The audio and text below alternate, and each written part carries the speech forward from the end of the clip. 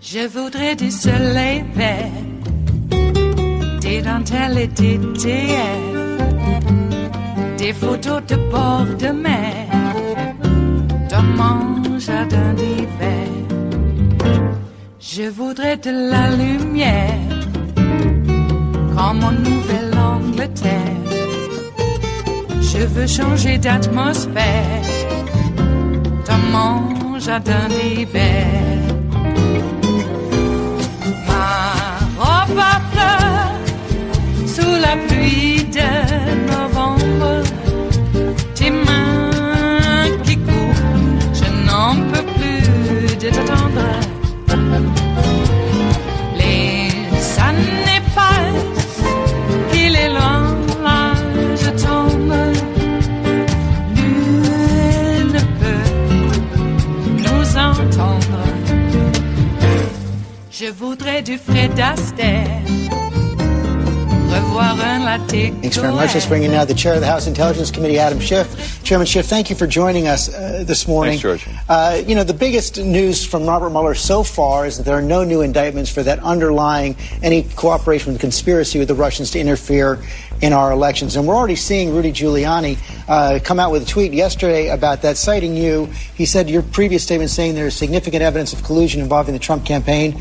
I trust he, Adam Schiff, is relieved there is no collusion, and I hope he will apologize for his mistake. We all make them. The real virtue is to admit it. It would help us heal. You going to apologize? I think Mr. Giuliani would be wise to wait until the report is made public before making any pronouncements about vindication. And likewise, people should wait to determine just how incriminating it is. We know that the special counsel was not permitted to indict a sitting president. And we ought to see what evidence he produced, both on the issue of conspiracy as well as on the issue of obstruction of justice. So Mr. Giuliani would be wise to do something he has rarely done, and that is wait till we see the facts. You have said, though, in the past there was significant evidence of collusion. How do you square that with Robert Mueller's decision not to indict anyone? And there is significant evidence of collusion, and we've set that out time and time again, from the secret meetings in Trump Tower to the conversations between Flynn, the Russian ambassador, to the providing of polling data to someone linked to Russian intelligence, and Stone's conversation with WikiLeaks and the GRU through none of it prosecuted. No, that's true. And as I pointed out on your show many times, there's a difference between compelling evidence of collusion and whether the special counsel concludes that he can prove beyond a reasonable doubt the criminal charge of conspiracy. Or George, I leave that decision to Bob Mueller, and I have full confidence in him. And I think, frankly, the country owes Bob Mueller a debt of gratitude for conducting the investigation as professionally as he has. So I have trust in his prosecutorial judgment, but that doesn't mean, of course, that there isn't compelling and incriminating evidence that should be shared with the American people. What you're seeing some of the president's allies already say is that this is vindication for the president. Well, they've been saying with each indictment that it's vindication, that now about 6 people close to the president have been indicted. That hardly looks like vindication to me. But again, let's see what the report has to say. If they're so confident that the report is going to exonerate them, they should fight to make that report and the underlying evidence public and available to Congress. But I suspect that we'll find those words of transparency to prove hollow, that in fact they will fight to make sure that Congress doesn't get this underlying evidence. But we are going to take it as far as necessary to make sure that we do. We have an independent obligation to share the facts with the American people. We in the Intelligence Committee have a particular obligation to determine whether there is evidence that the president may be compromised in any way, whether that is criminal or not. And, of course, there are indications that he was pursuing money in Russia through Trump Tower and other potential real estate that could be deeply compromising. It is Monday, the 25th of March of 2019, and you are in West Coast Cookbook Speakeasy. I am your chef de cuisine, Justice Putnam, and our daily special is River City Hash Mondays, folks. We had to dice and slice and put it all together from really a large quantity of abundance. And we were able to come up with just a little bit less than 3 pages of something entirely different than what came before. And you know what I'm talking about, don't you? Yes, you do. The Mueller report has been barred. We used to get borked, but now we're going to be barred. And that's about as far as they're going to allow us to go, except they have no idea how it works. Even Bill Barr. I don't know why I want to keep calling him Bob Barr. I know Bob Barr was a politician from the days of yore.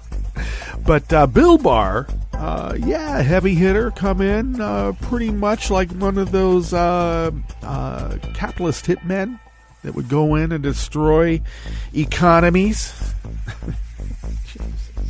Economic hitmen is what I want to say. Thank you, Greg Ballast. But sort of the same thing. He's come in. He's a hitman.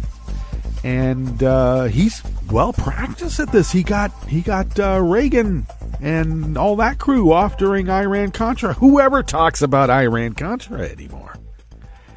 I mean, come on. A shadow government, a real shadow government, literally in the basement of the White House. Oliver North ran that shop. Okay, well, here we are again. But I'll tell you something, the wheels of justice grind slowly and irrevocably onward. It's got an inertia and a momentum that's really hard to redirect and stop, no matter how hard they try. And they've been trying for at least 40 years, if not longer. Well, Congress is going to get involved, and I know what Trump's going to do. He's just going to ignore it. Bill Barr probably will say, no, I'm not going to testify in front of Congress. What do you think this is, America? Yeah. Jesus. And I'll say this one more time. Those of you who may have heard me on the Tim Coromall show will hear this resonating once again, because I'm gonna resonate it until it vibrates within the very marrow of our bones. And that is, nothing says no collusion like the smirk on Lavrov's face when he closed the door of the Oval Office as he was letting in the Russian media and keeping the White House press corps out. That smirk when he closed that door is something I will never forget for the rest of my life. Yeah, no collusion. Nothing says no collusion like, secretly meeting with Vlad and confiscating the translator notes. So, hey, apparently that is just process treason. Selling out America for a high-rise in Moscow isn't real treason. It's just a process crime of treason. It's not a real crime. Aiding and abetting the Russians is not a crime. But reality winner telling us about it is. And she's still in jail, too. That'll teach her. And they're going to keep teaching her, too, even probably beyond the time that she's supposed to be incarcerated. And now I'm hearing words from Trump that he wants to even go after Mueller. What? Lindsay wants to investigate Hillary's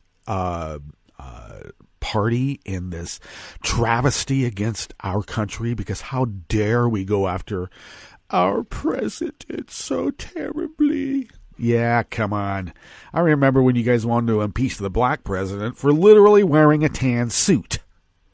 So disrespectful of the presidency, isn't it?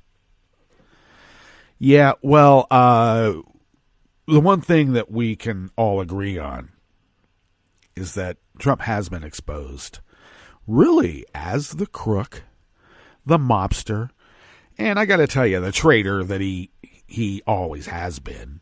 None of these rich people care about America. They don't care. Democracy gets in their way.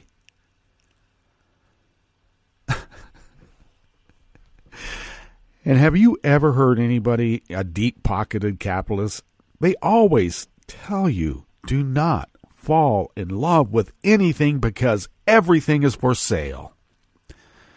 Even the United States. And I don't know. This is what bothers me the most. If you're going to sell out America, don't be a bottom feeder. Come on. A high rise in Moscow, that's bottom feeding. Come on, sell out for a little bit more money. We're worth more than that. Jeez, what's on the rest of the menu? Well, of course, starting off was Adam Schiff warning Rudy, don't spike the ball. Yeah, no indictments. Supposedly no criminal collusion. Do we really know that? Once again, do we really know that? Bob Barr says that.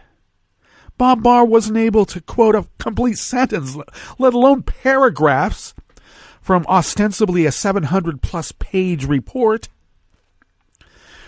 which is also curious. The actual page total is a secret also. Why is that? We know what it's all about. It's a whitewash. The Republicans have really generations of experience in obstructing justice and whitewashing that obstruction of justice over and over and over and over and over. They do. So don't be spiking the ball. The full report's going to come out. And I will also say, they think that they can keep it under wraps. Yeah, well, there's more than just Reality Winner out there. There's a lot of Daniel Ellsbergs, too. There's secretaries that papers had to pass through. There's people that had to listen to these fools talk about their crimes with some sort of evil glee. That grates on people after a while, especially if you have a conscience. We'll be seeing this report one way or another. On the rest of the menu in the Bistro Cafe of West Coast Cookbook and Speakeasy, River City Hash Mondays. Leaked audio has exposed oil and gas executives laughing diabolically over their cozy access to Trump and his administration. Yeah, no collusion. The German family that owns Krispy Kreme, Panera Bread, and Pete's Coffee will donate millions after learning Grandpa and Great-Grandpa were murderous Nazis who ran forced labor camps. Oh, we just found out. Sorry. Here, have some money. We'll buy our way out of this. Doesn't everybody? And Trump is not smart enough. Well, we all know that.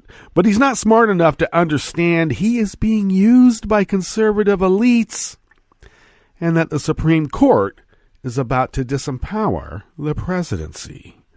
Well, you can't saddle Trump with a bunch of treasonous crimes when you haven't finished, finishing the coup that you started long before Trump. And Trump is just another cog in the machine of achieving those ends. Well, after the break, we then move to the chef's table where Trump's Golan Heights bombshell reverses 40 years of U.S. policy and throws the Middle East into such turmoil, not even Jared can fix it. And tremors on Mars are detected for the first time, but they're not caused by geologic activity. What could they be? We'll find out. All that and more on West Coast Cookbook and Speakeasy. Bon appetit.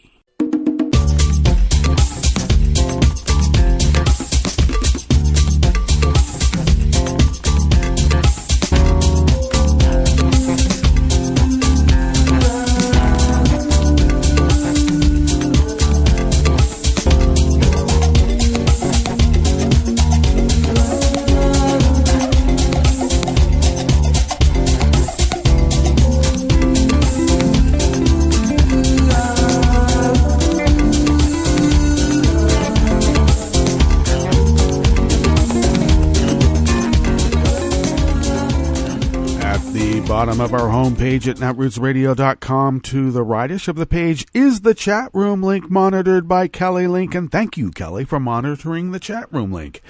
To the leftish of the chat room link at the bottom of our homepage at netrootsradio.com is the contribute button. And I know this is like a broken record. I apologize. I could never busk when I was playing music. I could play in dive bars.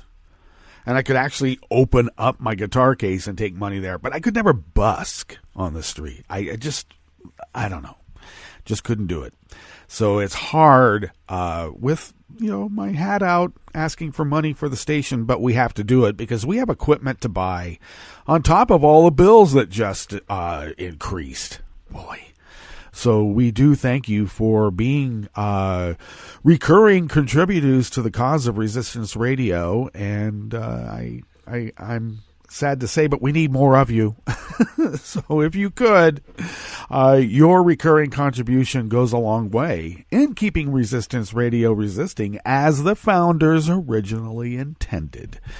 If you would like to follow Netroots Radio on Twitter, you can do so at Netroots Radio. Thank you, Tom, for taking care of that Twitter at Netroots Radio. Follow me on Twitter at Justice Putnam.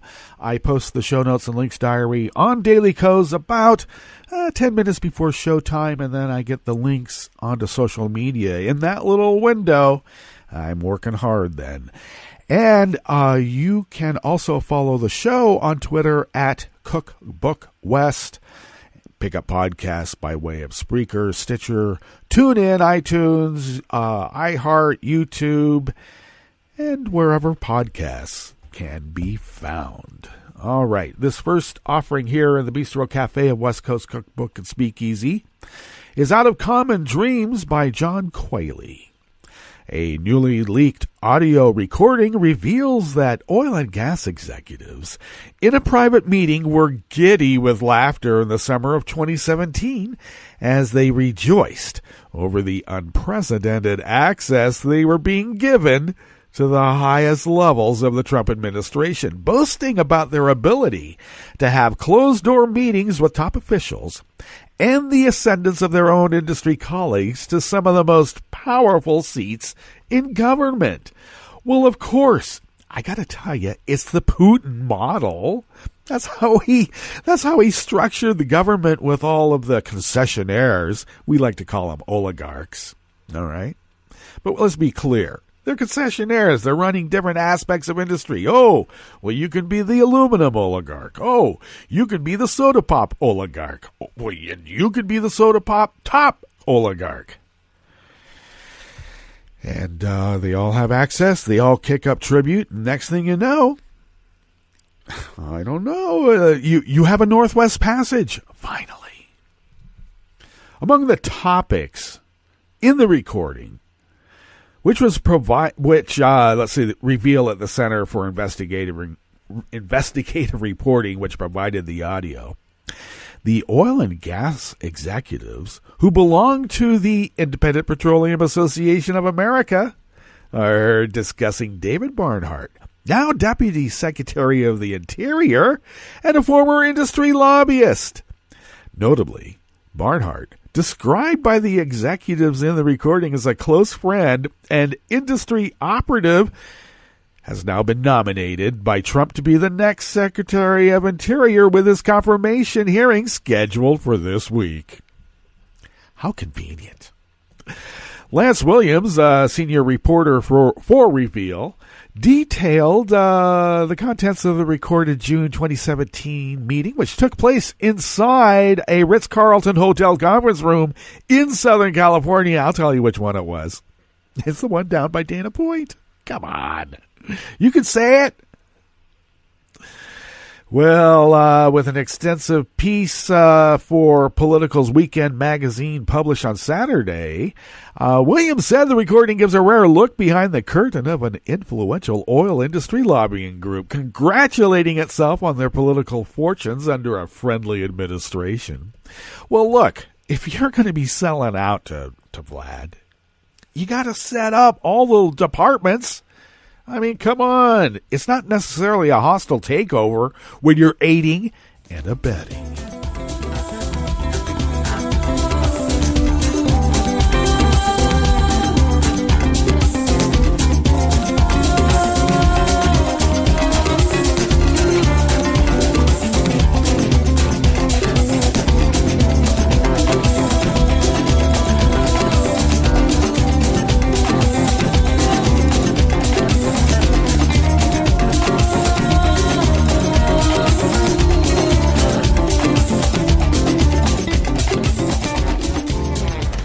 Politi of Slate brings us this next offering here in the Bistro Cafe of West Coast Cookbook and Speakeasy.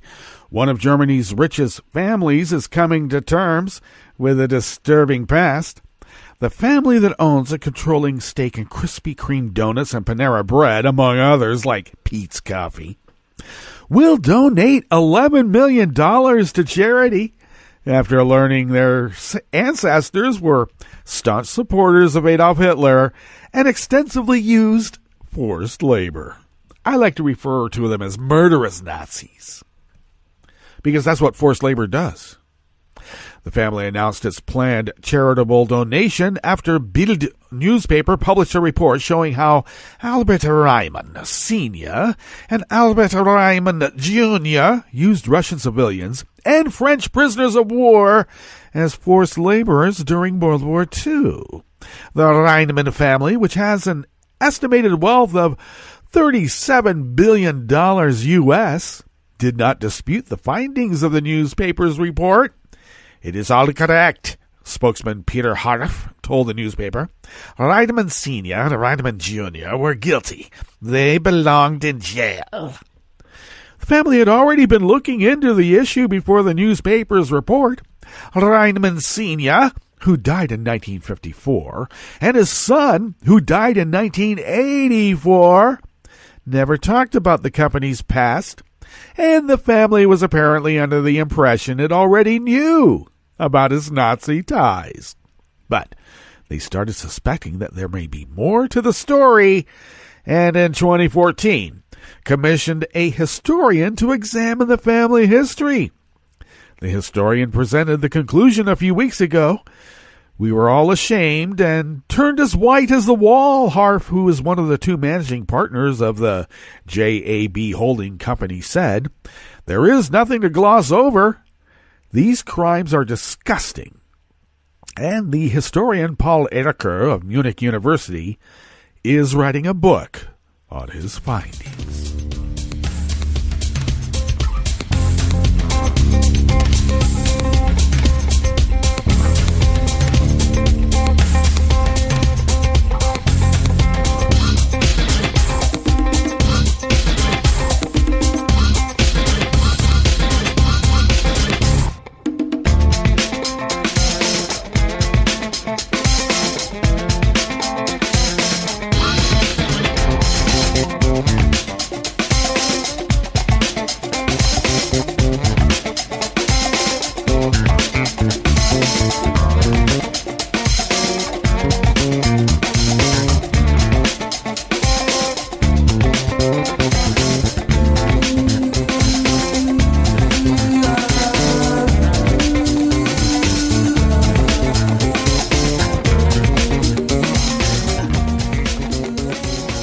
Ian Millhiser of Think Progress brings us this final offering here in the Bistro Cafe of West Coast Cookbook and Speakeasy, River City Hash Mondays. Justice Antonin Scalia's greatest gift to the conservative movement was teaching judges that humility is for suckers. Scalia, of course, is best known for popularizing originalism, the belief that the only legitimate way to interpret the Constitution is to read the words as they were originally understood by the framers' contemporaries. But Scalia was neither a historian nor a linguist. He lacked the training necessary to effectively probe how people 2 centuries ago might have understood a particular phrase. When confronted with a difficult question of how a particular provision of the Constitution was originally understood, Scalia did not familiarize himself with the relevant historiographies and then comprehensively examine original documents to try to find an answer. Even if he'd wanted to do so, he didn't have the time. The Supreme Court spends months, not years or decades, considering individual cases, only months. The historical questions Scalia claimed to be able to answer were often the sorts of questions that scholars ponder for their entire careers, only to retire with a bevy of new, equally vexing questions. Scalia's originalism was the Dunning-Kruger effect, placed in the hands of one of the nation's most powerful men and given free rein to decide how we should read the Constitution. On Wednesday, this week, the Supreme Court will hear another case arising from Scalia's unconscious incompetence. Except that Kisser versus Wilkie is not a case about a lawyer pretending to be an historian. It's a case about lawyers claiming to be experts in human psychology. And it is also a case about the world's most famous monument to the Dunning-Kruger effect in action. Scalia may have helped conservative legal elites rally around the plaintiff's argument in Kisser, which are fundamentally about shifting power from the executive branch and towards the judiciary. Wow, a star chamber. Who will right the wrongs that we, the mob, are unable to recognize ourselves because of our lower status in life? But it took a president who was too stupid to understand what he was doing to give James Kisser the five votes he'll need to prevail in the Supreme Court. Trump will almost certainly usher in an era of much weaker presidents and far stronger judges. He's complicit in a massive transfer of power from an elected branch of government to the one unelected branch, and he's too dumb to realize what he's done. That may be so, but it's still a feature, not a bug, as all of this that Millhiser lays out pretty much proves. Now, on the surface, Kisser is the sort of hyper-technical issue that primarily interests attorneys practicing administrative law, but is a hugely important case about the balance of power between relatively accountable federal agencies and a completely unaccountable judiciary. You know, one that's been installed by the Federalist Society for the last 40 years. Is that why we are where we are? No. Not completely at the Federalist Society's feet. They're only part of a member of a team, because you also have to remember ALEC, too. Legislation in a box. For legislators too stupid to know how to legislate, here, just sign your name to this. Numerous federal laws announce a broad policy that empower a federal agency to fill in the details of that policy through regulations. And that's how ALEC came about. I mean, look, Republican politicians especially are raising money. They got to spend their time raising money. They don't have time to write a bill. So there are private companies that will do that for you, and ALEC is pretty much the clearinghouse for that. Now, Kisser asked what should happen when an agency's regulation is sufficiently ambiguous that it is unclear how it should apply in a particular case. Nearly 3/4 of a century ago, the Supreme Court held that when a regulation is unclear, the agency's interpretation of its own regulation becomes the controlling weight, unless it is plainly erroneous or inconsistent with the regulation. This holding was more recently reaffirmed in Scalia's unanimous decision in Auer v. Robbins.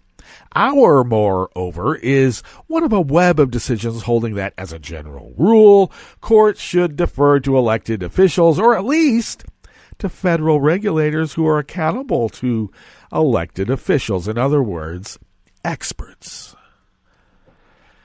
John Paul Stevens explained in Chevron the deferential rule serves two purposes. It fosters better rulemaking because specialized agencies typically know more about the areas of the law that they oversee than generalist judges, and it also fosters democracy. While agencies are not directly accountable to the people, Justice Stevens wrote, the chief executive is, and it is better to vest policy decisions in agency officials who are democratically accountable, albeit indirectly, than to vest those decisions in judges with lifetime appointments. For years, the Supreme Court's right flank included some of the staunchest defenders of judicial deference to agencies. Scalia didn't just write the Auer decision. He was a vigorous defender of Chevron.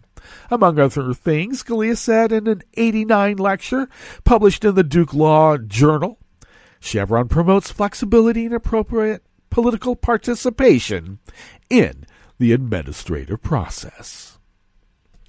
By 2013, however, voices like Scalia's, for that matter, were on the wane in the Federalist Society. Reagan was no longer president. Obama was. The courts were far more conservative. And thanks to gerrymandering, Republicans controlled the House of Representatives, despite the fact that Democratic candidates for the House received more votes than their Republican counterparts in 2012. In other words, Obama could not pursue a legislative agenda, but he could still rely on federal agencies' existing power to regulate in order to set policy. Cases like Chevron and Auer were now boons to liberalism, just as much as they had been boons to conservatism under Reagan. And so the Federalist Society spent much of Obama's second term promoting ambitious and often outlandish proposals to shrink agency power. Chevron and Auer became villains in the eyes of conservative lawyers, and they remained villains even after a Republican accidentally took over the presidency in 2016. Presidents come and go. A Democrat could very well control the executive branch in 2021, but gerrymandering and Senate malapportionment still make it very difficult for Democrats to gain control of Congress. And the Supreme Court is close to being a wholly owned subsidiary of the Federalist Society. Why wouldn't Republicans want to transfer power from the executive to the judiciary in this moment in time? And why indeed? Well, we better get to our break. And when we come back from the break, we're going to go through weather from around the world and finish up with the stories that we have curated for you today. You are listening to West Coast Cookbook and Speakeasy, and we will be right back. You are listening to netrootsradio.com. Please hang up and try again.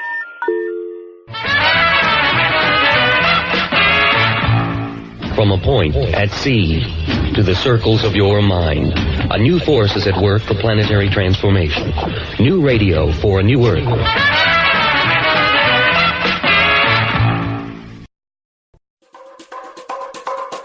This is Scientific American's 60-Second Science. I'm Bob Hirschon.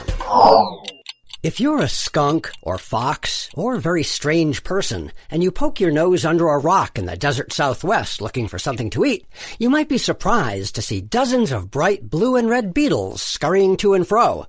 And you might be really curious as they quickly turn their butts towards you. But the curiosity wouldn't last long. A couple thousandths of a second later, a fusillade of boiling hot toxic spray would drive off both you and your musings. The insects with the spraying butts are fittingly named bombardier beetles, and they can fire off 500 pulses per second of caustic defensive chemicals. What also makes them unusual is that even though the nocturnal beetles are solitary by night, dozens or even hundreds of them, of various bombardier species, snuggle together under rocks during the day. It's actually a fairly unusual phenomenon for different species to regularly associate with one another. University of Arizona entomologist Wendy Moore. But these guys are sheltering together, and they're actually doing it intentionally. Because they have more options. There's plenty of options within the habitat that they could actually segregate out by species, and they don't. In fact, when Moore and her colleagues put beetles into a setting where they had cozy solitary hiding places, as well as hiding places already packed with other beetles, the newcomers invariably chose to shelter with others under the crowded rocks. The study is in the journal PLOS One. Moore says buddying up may help protect the insects from predators. Bombardier beetles produce benzoquinones, which are really powerful as a matter of defense, but these other beetles produce other kinds of defensive chemicals that probably contribute to a big chemical cocktail for a vertebrate predator that might find them during the day. In addition, a lone beetle, no matter how brightly colored, might not scare off a predator as effectively as a whole bunch of beetles. If you imagine being a predator, even a human, turning over a rock and seeing hundreds of these blue and red beetles going in every direction, that serves as a bigger advertisement to them of their toxicity. It may help them be able to avoid attack. So whatever you can say about an encounter with these fearsome little insects, you can't say that you weren't warned. Thanks for listening. For Scientific American's 60-Second Science, I'm Bob Hirschon. This program is presented by the Centers for Disease Control and Prevention. Heart disease and stroke can be catastrophic. They're leading causes of death, disability, and healthcare spending in the U.S., yet they're largely preventable. Alarmingly, heart disease and stroke are taking a toll on middle-aged adults 35 to 64, with over 800,000 deaths and hospitalizations in 2016. Million Hearts is a national initiative focused on preventing 1 million heart attacks, strokes, and other cardiovascular events by 2022. Coordinated actions by Million Hearts partners in communities, healthcare, and public health will keep people healthy, optimize care, and improve outcomes in populations at risk. Everyone has a part to play. Focus on the ABCs of heart health. A. Aspirin use when appropriate. B. Blood pressure control. C. Cholesterol management. And S. Smoking cessation. To learn more, visit cdc.gov/vital signs. For the most accurate health information, visit cdc.gov or call 1-800-CDC-INFO.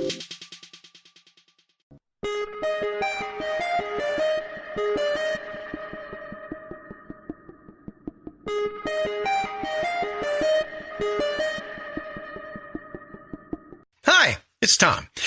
Could we humbly suggest your donation to netrootsradio.com? All we've got to run this 24-hour powerhouse of progressive resistance radio is what comes out of our own wallets. And you are our biggest donor. And it doesn't take much, $3, $5. Just go to the bottom of our netrootsradio.com page and hit our secure donate button. Heck, you can even make a recurring contribution, and you'll get a wondiferous pair of Netroots radio stickers for application to your backpack, your bumper sticker, or your banjo. Well, it's up to you which backpack you want to put it on. So donate what you'd like at the bottom of our netrootsradio.com's homepage, because you are our biggest donor. netrootsradio.com. Together, we are Resistance Radio.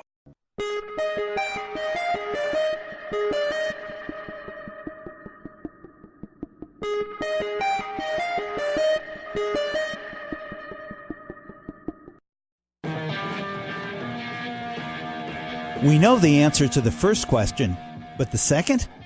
I'm Bill Newman, and this is the Civil Liberties Minute. And the first question is, how many state attorneys general have sued the Trump administration challenging the president's declaration of a national emergency at the southern border and his claim that he has unbridled authority to divert money from other purposes and programs appropriated by Congress in order to build his wall? The answer is 20 state attorneys general, who point to Article 1 of the Constitution, which establishes the powers of Congress, which says that no money shall be spent from the federal treasury unless Congress has appropriated it. And here, Congress has specifically voted to not authorize money for the wall. But Trump says he can spend money that Congress has appropriated for some other purpose to build his wall, which raises the question before the courts and the country, will America's system of government, built upon the premise of 3 co-equal branches of government, survive this attack by the executive branch against the legislative? After all, it's Congress's power of the purse that makes it co-equal.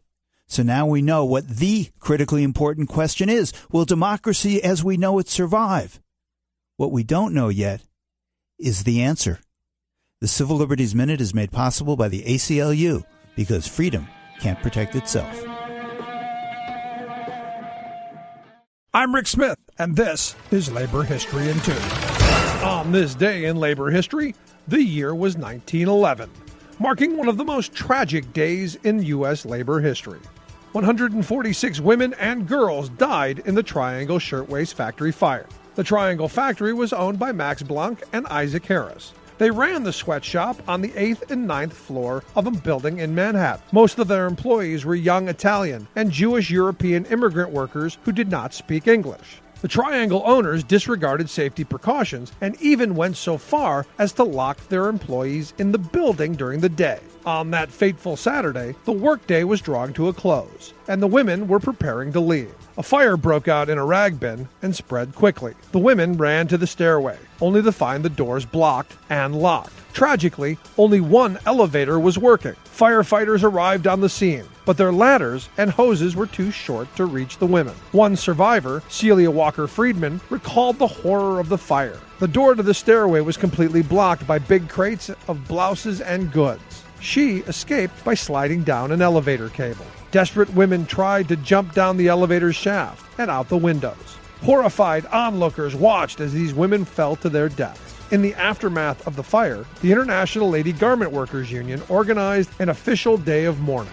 A march to honor the dead and demand changes in the industry drew 80,000 to the streets of New York. The owners faced criminal charges, but were not convicted. They settled civil suits, paying only $75 for each woman who died. The fire became a rallying call for union organizing and workplace safety. Labor History in 2 brought to you by the Illinois Labor History Society and The Rick Smith Show. For more information, go to laborhistoryin2.com, like us on Facebook, and follow us on the Twitters at Labor History in 2. This is Solidarity News on Radio Labor. This is a Radio Labor report recorded on Monday, March 25th, 2019. I'm Mark Boulanger.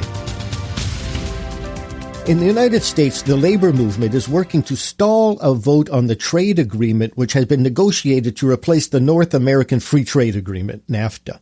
The new agreement, called the U.S.-Mexico-Canada Agreement, or USMCA, was finalized in November 2018. But it has to be approved by the U.S. Congress. The agreement is important because it affects millions of jobs in the three countries. A sticking point is whether Mexico will act to ensure that it will enable higher wages and job protection for its workers. Wages for auto workers in the United States vary according to the job classification, with the top rate at about $44 an hour. Mexican auto workers earn about $2 an hour. The largest labor federation in the United States, the AFL-CIO, wants Mexico to take action before Congress votes on the new agreement. Richard Trumka is the president of the AFL-CIO. The labor movements want to ensure that trade agreements benefit working people. This agreement right now, for it to be voted on, would be premature. And here's why. One of the problems under the old agreement was that Mexico kept their wages artificially low. In this agreement, they say they have to change their laws, effectively enforce it, and then dedicate resources to it. Until they get that done, this agreement won't be anywhere near ripe for voting on. If we vote on it before they do that, their incentive to do those things goes away, exactly like it did in Colombia. So we're saying don't vote at all until you put these things in place. And then we still have other problems with enforcement. The Mexican government, one, has to change their laws. Then they have to start effectively enforcing them. And then they have to demonstrate that they have the resources necessary to enforce those laws. Because if you can't enforce a trade agreement, it is useless. The second part of enforcement is the agreement as drafted so far actually takes a step backwards when it comes to enforcement. Previously, whenever you had Mexico and the United States had a disagreement, they would first talk to each other, and if they couldn't resolve that dispute, they would put together a group of people called a panel. They were like arbitrators, and they would decide the dispute, and then it was binding on people. The new agreement says that either party can block the panel. So either party can block the arbitrator, and you can never get a decision. That means it's unenforceable. So we need a way for workers to enforce these laws in all three countries so that we can make this agreement work for working people and not just bankers. There's two ways that you get the enforcement.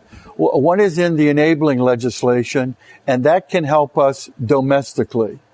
But in order to be able to get the enforcement we need and not just rely on hopes and wishes, and we think they'll do it or we hope they'll do it, then we're going to have a mechanism that allows us to enforce that. All three parties will have to agree to that. It's not in place yet. It must be in place or this agreement's unenforceable. What we hear on the Hill is the same thing we're saying. It's not ready to be voted on yet because you don't have all the mechanisms in place. We don't know what the enabling legislation is going to do, for instance. It's not enforceable because the agreement itself takes a step backwards from what it was before. It's like having an arbitration proceeding that doesn't go to arbitration so you can never settle anything. That has to be resolved. And I think there's a great appetite up on the Hill to have an agreement that is enforceable and ripe for enforcement.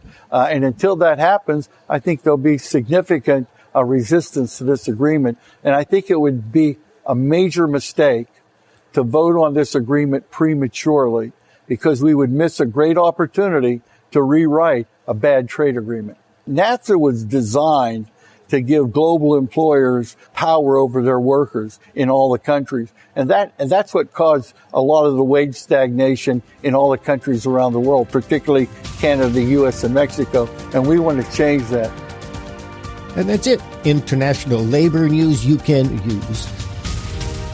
I'm Mark Boulanger. Thank you for listening. And remember, it's all about global solidarity.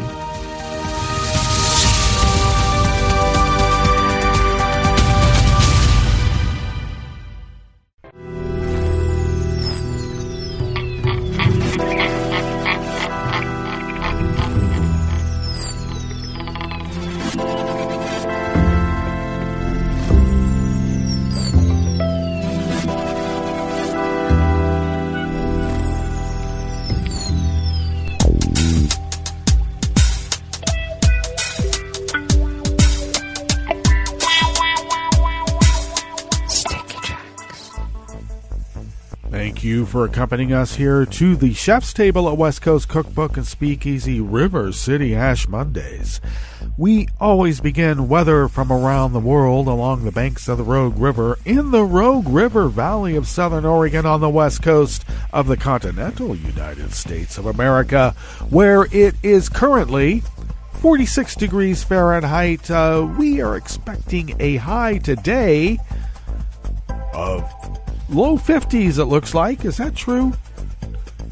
Because I also see another forecast. Well, that's for tomorrow. Okay, well, we're having a projected high in the low 50s today, an overnight low in the upper 30s. Thank you very much. It is currently raining right now. We're expecting it to turn into showers, dropping about 1/4 of an inch during the day, clearing late tonight.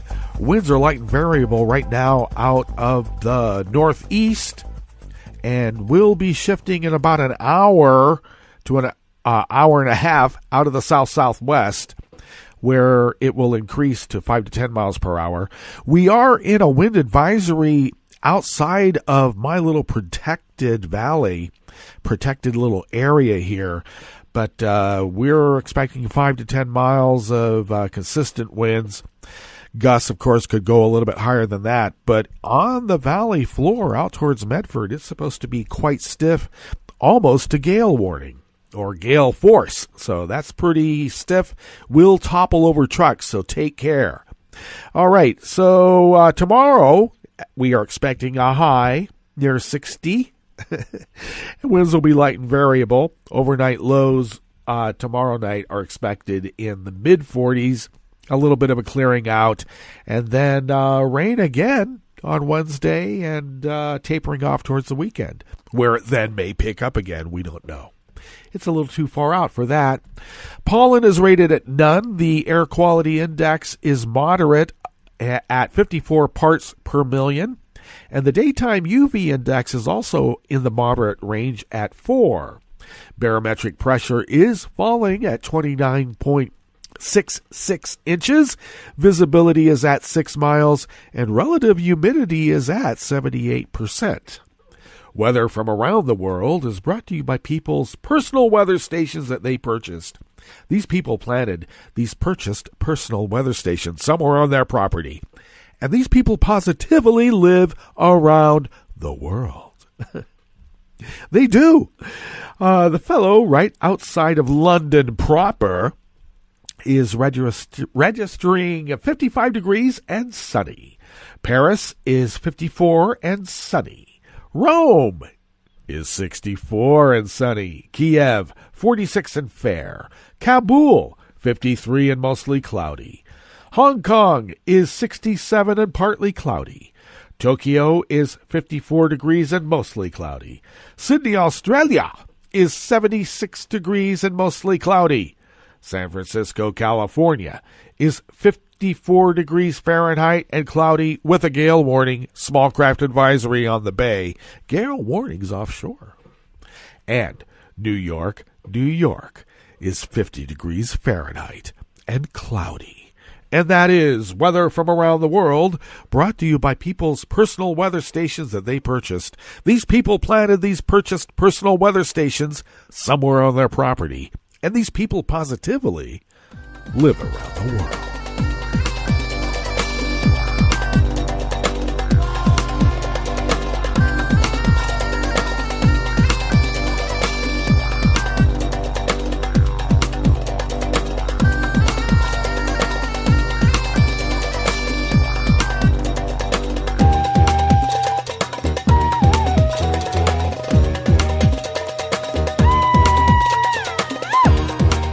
First amuse-bouche here at the chef's table at West Coast Cookbook and Speakeasy comes our way from the conversation, and let's see who it is written by. Is it written by anybody? Yes, Scott Lucas, professor of international politics at the University of Birmingham. As with other Trump impulses, such as his sudden order in December to withdraw all U.S. troops from Syria, no administration official appeared to have been consulted. Hours earlier, Secretary of State Pompeo said from Jerusalem that there was no change in the U.S. position, declining to recognize Israel's 81 annexation of the Heights. His appearance alongside Israel Prime Minister Benjamin Netanyahu was delayed for almost an hour for Pompeo to be assessed that the suddenly altered situation had been altered. Of course, White House officials scrambled to gloss over the announcement. One insisted that Trump had spoken with National Security Advisor John Bolton, son-in-law and advisor Jared Kushner, and Jason Greenblatt, the special rep for Middle East negotiations. In a curiously defensive assertion, the official said, "There's no obvious constituency not to do this." Others wheeled out Trump's vague references to security and stability. Pompeo recovered to say the declaration was historic and bold, and also, as an aside, that Trump was chosen by God to save the Jews from themselves in the Middle East. I know that went over well. But make no mistake, Trump's priority had nothing to do with a Middle East strategy. His impulse was fed by three desires: the re-election of Netanyahu, his own 2020 campaign, and the need to constantly stroke his own ego. Now remember, Israel seized the Golan Heights in the 1967 Arab-Israeli War. 14 years later, just before its entry into Lebanon's civil war, the government of Begin consolidated its hold with a declaration of sovereignty. Few in the international community accepted the declaration. The Reagan administration, despite its pro-Israel rhetoric, suspended a strategic cooperation agreement with Tel Aviv. The U.S. joined every other member of the UN Security Council in Resolution 497, calling the annexation null and void and without international legal effect. Well, Trump's immediate concern is not with the interplay of Syria, Israel, and external actors, as with his order to move the U.S. Embassy to Jerusalem. His focus is on a side-by-side declaration linking his fortunes and those of Netanyahu. Now remember, the formal indictments of Netanyahu for fraud, bribery, and breach of trust await a hearing. And he's going to face a criminal graft investigation over the state purchase of naval vessels and submarines. in one of the biggest cases in Israeli history, and polls have him neck and neck with the blue and white party of former General Benny Gantz and former Finance Minister Yair Lapid. But this Thursday, Netanyahu could become exultant because Trump has just made history and he did it again. They love each other. Well, it's a recipe for danger. Trump's tweet has little significance for the Heights. The international community, including the UN, is not going to shift its position on their status. And while Netanyahu may be boosted, the Israeli presence will continue to depend on the strength of arms, the expansion of settlements, and the acceptance of actors such as Russia. Just remember, there's no collusion.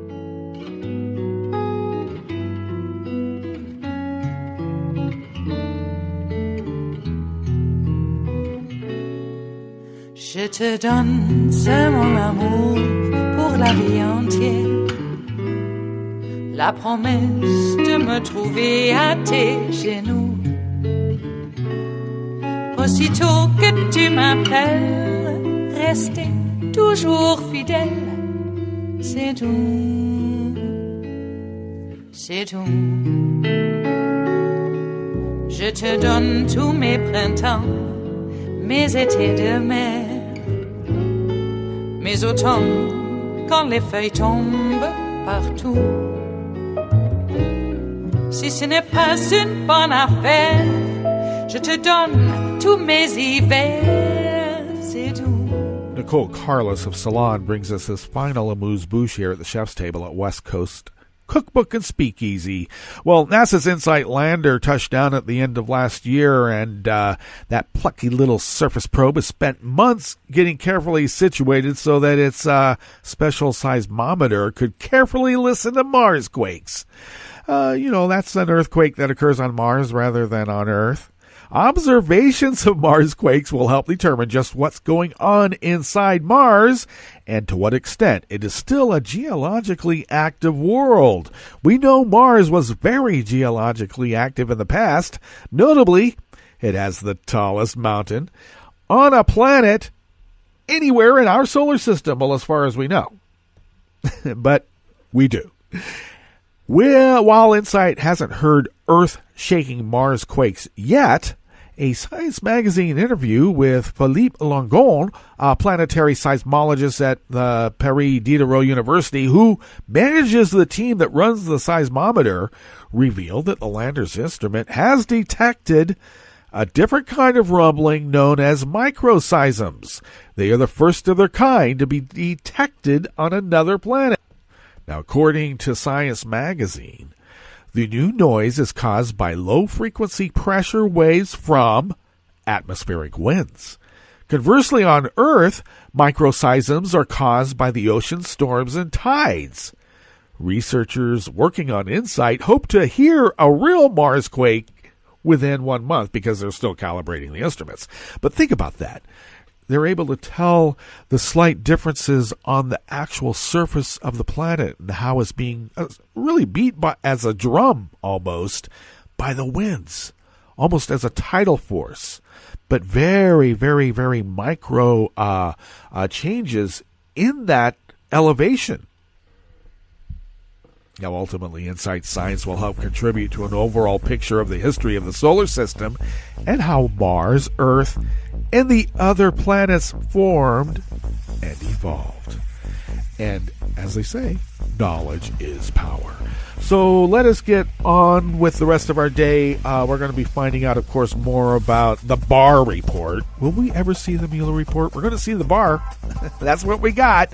And we're going to meet up tomorrow for Tarrytown Chowder Tuesday. So stay tuned to Netroots Radio all day and all night for all the breaking news as it breaks. And we'll meet up here tomorrow, right here in West Coast Cookbook and Speakeasy. Bon appetit.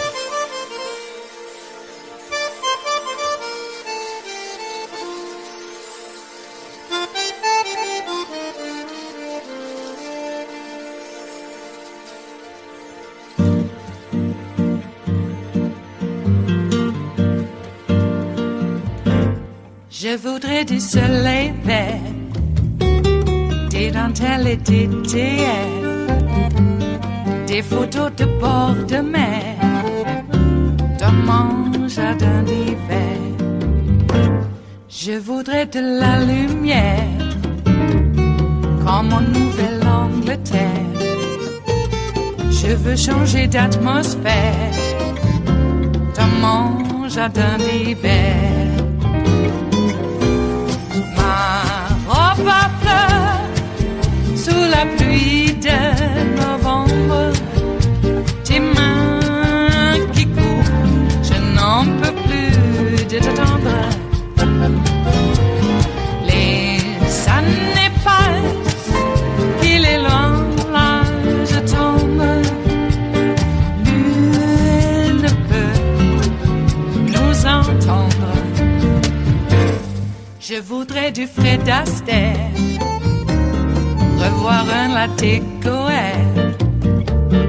Je voudrais toujours te plaire dans mon jardin d'hiver. Je veux déjeuner par terre comme au long de golfe clair, t'embrasser les yeux ouverts dans mon jardin d'hiver. Ma robe à fleurs sous la pluie de novembre. Tes mains qui courent, je n'en peux plus de t'attendre. Les années passent, il est loin, là je tombe. Nul ne peut nous entendre. Ba-da-da-dum-di-da-dum. Ba-da-da-dum-di-da-dum. Ba-da-da-dum-di-da-dum. Dans mon jardin d'hiver. Ba-da-da-dum-di-da-dum. Ba-da-da-dum-di-da-dum. Ba-da-da-dum-di-da-dum. Dans mon jardin d'hiver.